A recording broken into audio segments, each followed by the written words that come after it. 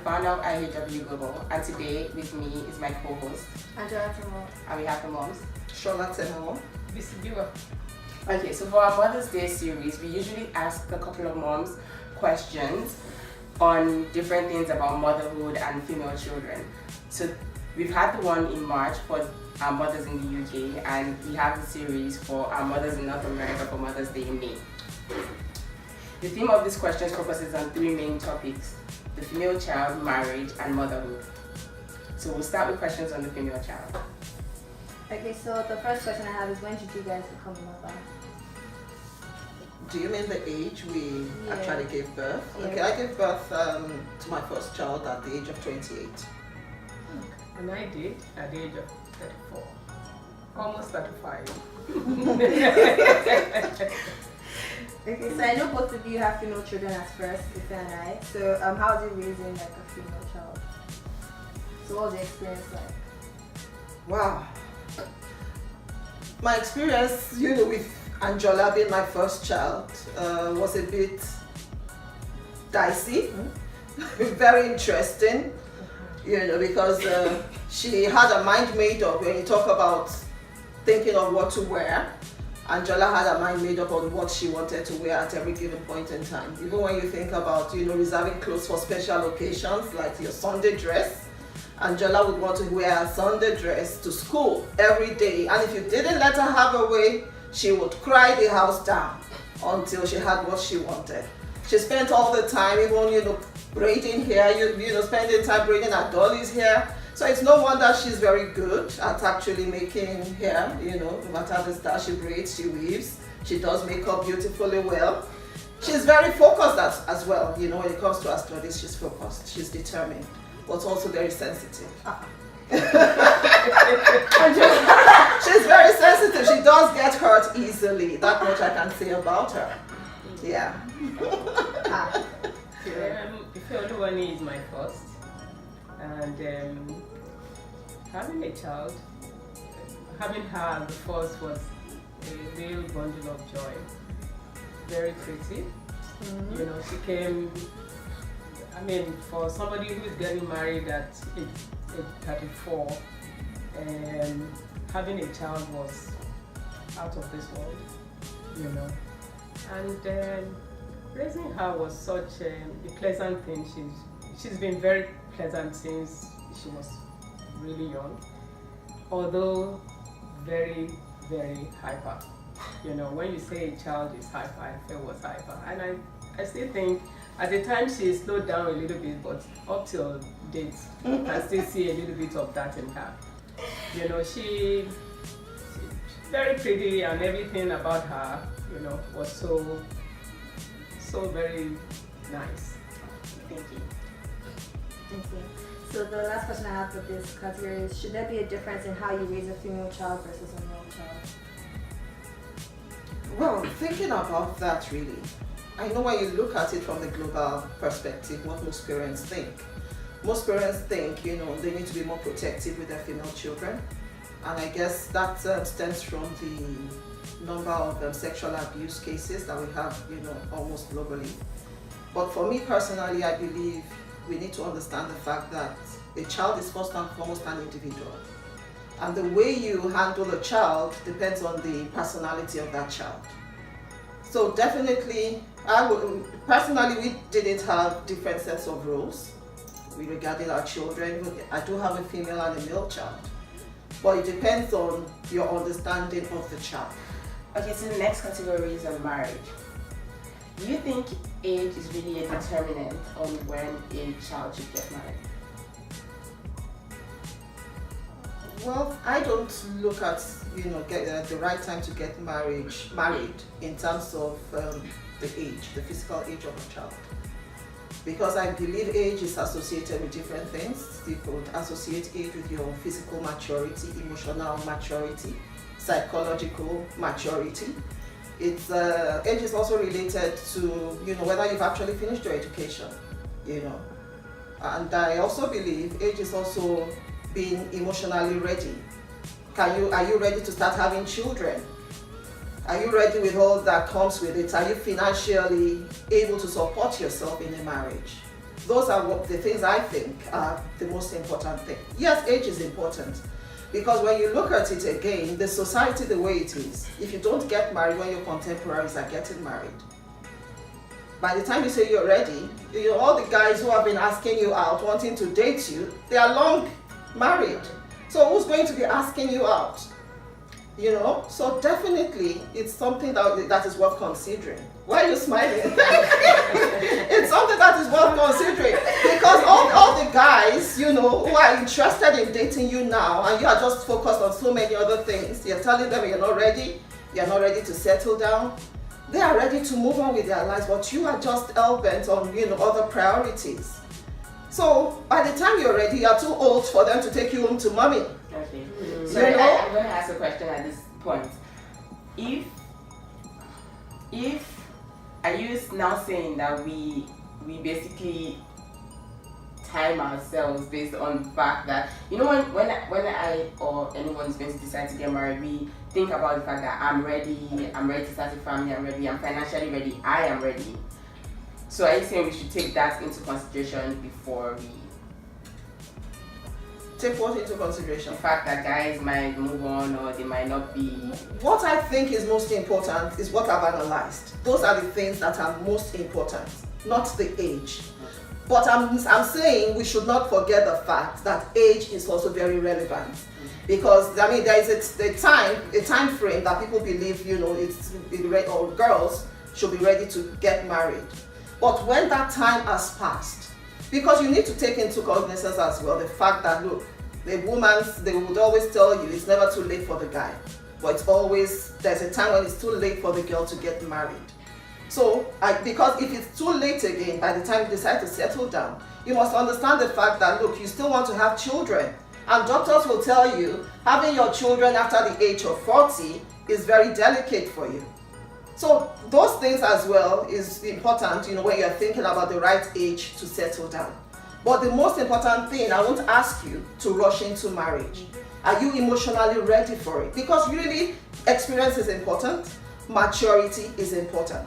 If you say someone is 25, it doesn't mean that person is experienced or matured enough for marriage. Age is not tied to maturity. Age is not tied to experience. But the thing is, have you found someone you love? Have you found someone you think you want to spend the rest of your life with? Lock that guy down. And that is what I will tell you. Lock that guy down. Because once you let that guy go, you may never find, someone that you think, is Mr. Right for you. So I think it's important. So not just the number. To me, age is actually important in the time you get married. It really does matter. But again, probably because I got married, it wasn't my own dream. I really would have loved, to get married. Maybe in the society, Nigerian society said age of marriage at between 25, the right age 25, and they say 25, 24, 28. By the time you are 29, you're a little bit late. But you see a person who is married at 21, who got married at 21. Today she's 52 or 51. She has a 30-year-old son. She was actually ready. She had finished school. She had finished everything she needed to do, and she got married. And at age 35, thank God that at least I still found somebody. Married. Do you have a coping mechanism to handle the issues related with marriage at that time? I still believe there's a lot you can experience. There's a lot of things you can still explore, at that age. Because you don't want to get married and start having regrets. Oh, I should have done this, before getting married. Or you start seeing, some of your friends having a nice time. They are not yet married. And because of that, you're not settled in the home. You still keep having thoughts, oh man, I should have done this, I should have done that. Look, sow your wild oats, the way they would say it, before you get married. So that by the time you get married, you're focused. You are ready to handle the responsibilities that come with marriage. I believe that is why in some cases we have the divorce rate right now is really high. So I think it's worth considering to slow down, and do other things before you do, take the leap. Okay. Beyond financial capability, what are other things to consider before getting married? I think you already mentioned some of them. Emotional maturity. That. Well, it depends on what you're asking. Are you asking about what you should be looking at in a guy? No. Oh no, would you want to ask me that question though? You don't want to hear what I have to say? Sorry. Oh, okay. We'll keep it for another day.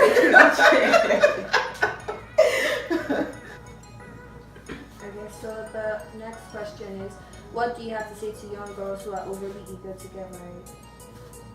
Like advice, I guess. Well, the advice I would give, I would ask you, what exactly are you bringing to the table? It's not all about getting a first degree and then you think the next best thing is to, hop into marriage. What value are you going to add to your husband? Because most times you find girls who think everything must be done for them. The man must provide everything for them. I want to be a partner, with my spouse. I want to be that helpmate that God has destined me or called me to be to my husband.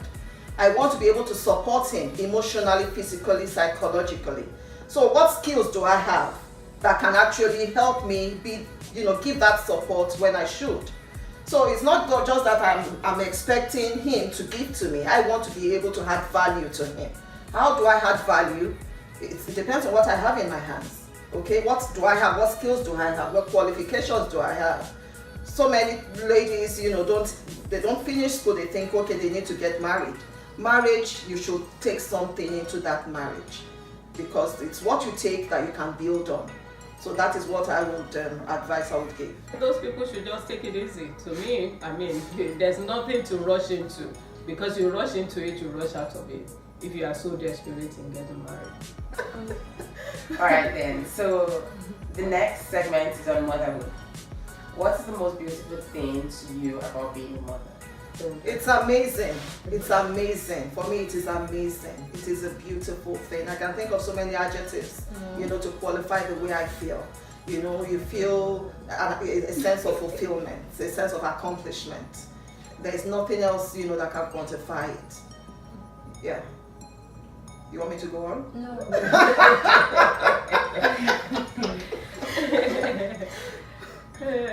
The joy of being a mother is a very beautiful thing. Because you see them and you are so proud, being a mother to the children. Are there more sacrifices given by women in marriages when it comes to children compared to the men? Definitely. Thinking back, because there's a lot of sacrifice you have to give if you want to raise your children right. Mm-hmm. You don't want to leave your children, to be raised by school teachers. Mm-hmm. You don't want to leave your child alone to be raised by the nanny. So definitely you have to make sacrifices. And of course, they always say the home front. Whatever happens in the home is the responsibility of the mother. So the way your child turn out in future is by virtue of what you have imputed, the amount of time you have sacrificed in raising them. Women sacrifice most of women's sacrifice is much more than that of the women. In actual fact, in my case, I can say that I sacrificed myself because I gave up everything to be able to take care of my children. Yeah, in some cases the men do, because like she said, women are the ones that they do this financial support that most men give, but it is the women that actually sacrifice. I sacrifice my profession, I sacrifice everything, in fact everything that you can think of I sacrifice to be able to raise my children well. And I see it in them today, and so there's no regret. Okay, so IHW Global asked the question on our social media, and Twitter got a total of 159 votes, and Instagram got about 99 votes. So the question was in regards to how important the mother-daughter relationship is. And Izzy said the mother-daughter relationship is the first and the most important example of representation to a girl. She needs to be able to see herself in her mom. So makes relating her experiences with her easier. Then Shiboli said, the mother-daughter relationship is everything. I don't think we realize how much like our mothers we grow up to be. But the fact is we often do. It's important to nurture the relationship continuously. What is even more important is to know when to switch from guardian to friend. I feel there comes a time when the policing needs to stop in order to give room for a genuine relationship to form. But in doing so, I believe there is openness, vulnerability, and understanding that allows girls become even greater women than their mothers, and that's what we want, I believe, for each generation to be better. I don't know if you guys agree with that.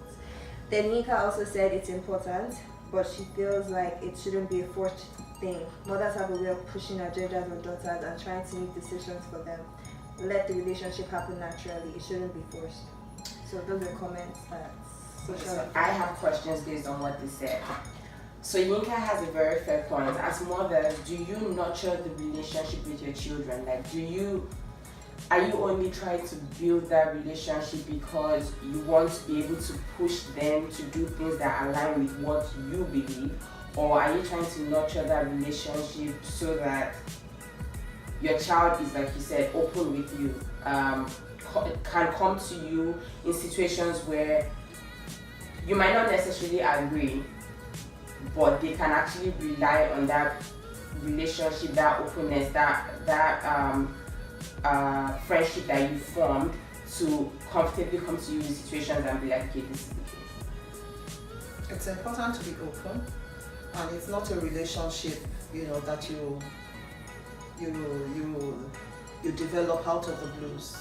It's the relationship that you cultivate, and you cultivate that relationship over time. For your child to see you as the go-to person whenever they have issues or they have questions troubling them, that means you have actually spent time nurturing that relationship over the years. Your child will not just get up and ask you a sensitive question about our period, about sex, about condoms, about whatever, because if you have not built that relationship over time, she will definitely not come to you. So definitely it's important to build that relationship.